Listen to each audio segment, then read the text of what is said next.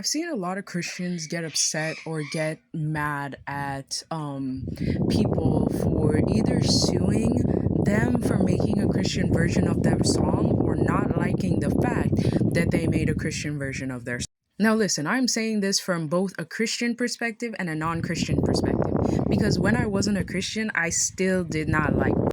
Now, here's my thing. If I work hard on something, like specifically if I work hard on my art, and I'm gonna tell you guys a little bit of a story. When I was in school, like specifically early middle school, I remember that I had made a castle with my aunt as a project. And I remember that that was a project for one of my art classes, but I can't exactly remember which.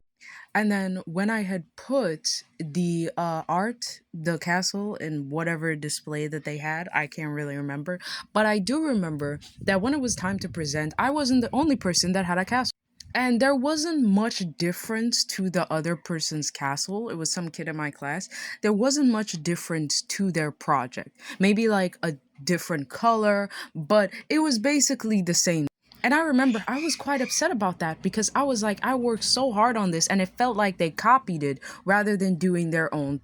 Now, I wasn't mad because that person was Christian and I wasn't Christian. No, I got mad because it felt like they copied my work after I worked so hard. Because I mean, making a castle, especially out of boxes, paper, and printed cutouts, that's not exactly an easy thing to cut. Because when I tell you we had to get specific window pictures to print out, then we had to cut it out, and both my aunt and I are left-handers. So imagine how much of a struggle that was to cut straight on the line with right-handed scissors. And then not only that, but we had to wrap the boxes in printed paper and everything like that and make sure the glue sticks. And we did this the night before. So yeah, it was a lot of. And I'm saying all this to come back and tell you guys that me personally, whether I'm a Christian or whether I'm not, like, well, I am a Christian, but I mean, like, whether from a Christian perspective or non-Christian perspective, I never really saw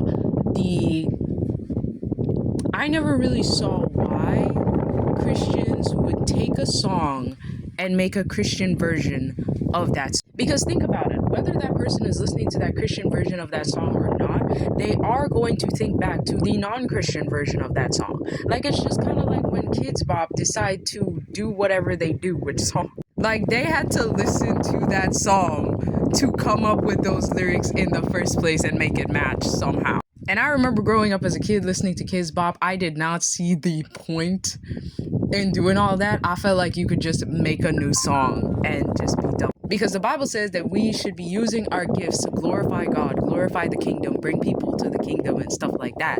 So, and even though there's nothing in the Bible that says, oh, you know, don't take secular music and then turn it into Christian music. Well, don't take ungodly music and then turn it into Christian music. And yeah, it doesn't say that. But like for me personally, I feel like it is opening a door for some sort of temptation for some people. And hear me out when I say this. When you listen to a song and it is originally an ungodly song, and that person is listening to that song, all of a sudden they might get curious as to what the original song might sound. Because I know for me, when listening to parodies of songs, I got curious to hear what the real version sounded like to compare the two and see which one sounded. And I remember I had did this specifically, like religiously, with Look What You Made Me Do by Taylor Swift. And it was, what was the parody? It was Teen Crush by somebody. I can't remember.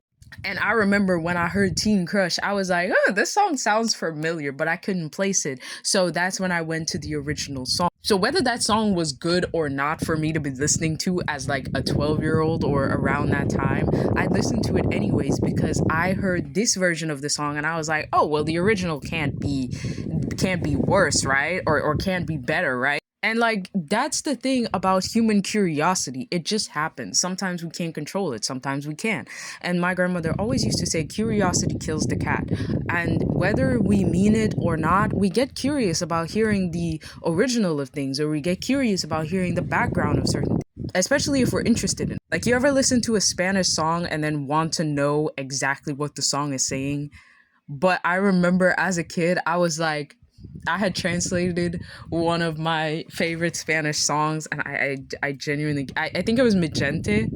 Oh my gosh, why did I'm so sorry to all the Spanish speakers. So I had translated some of it, and I realized that it had cursing in it, but I was like, ooh, if my parents know about this, I won't be able to listen to it. So I just stopped translating Spanish songs after, or any song in any different language. And I tell you guys all of this to come back and say that my general opinion is that, like, if I was an artist making my own songs, if I had the talent to make a parody of a song, I feel like instead of making a parody to copy the beat, copy the rhythm, copy the melody, just to put Christian lyrics and slap it on top, I feel like I could well be using my time to make an actual Christian.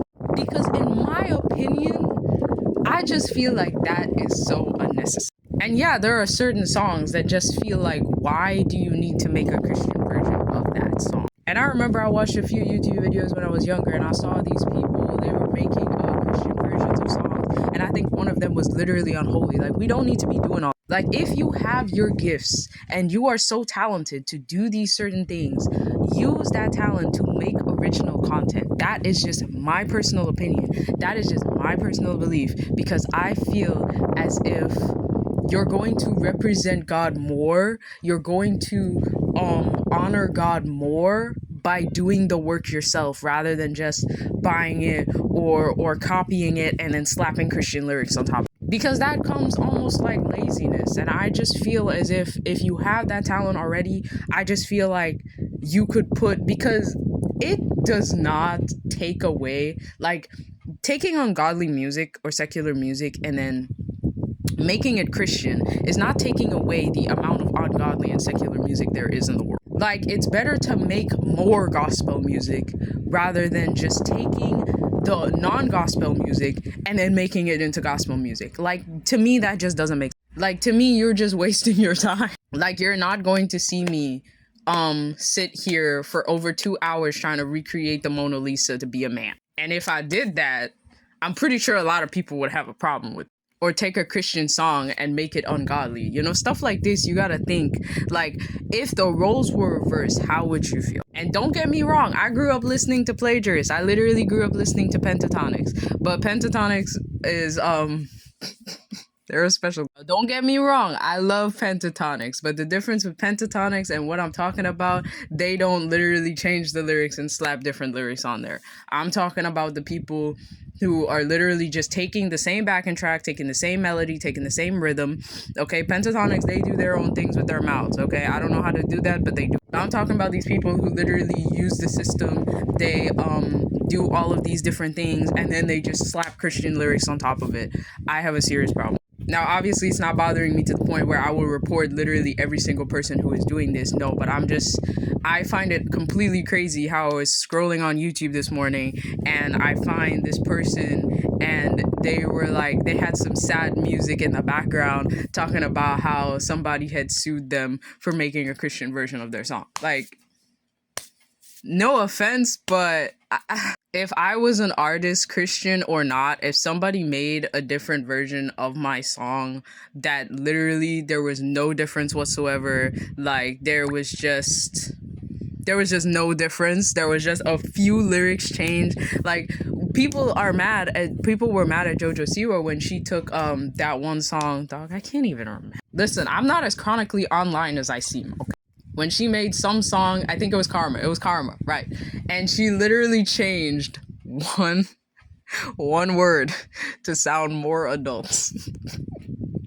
Y'all were mad over that, okay? So I just feel as if Christians do not need to be taking non-Christian music and turning it into Christian music, because we are called to spread the gospel. Yes. We are called to honor God. Yes. We are called to use our gifts to the kingdom. Yes. We are called to bring as many people to Christ as we can. Yes. But what we are not called to do is disrespect them in the process. Okay?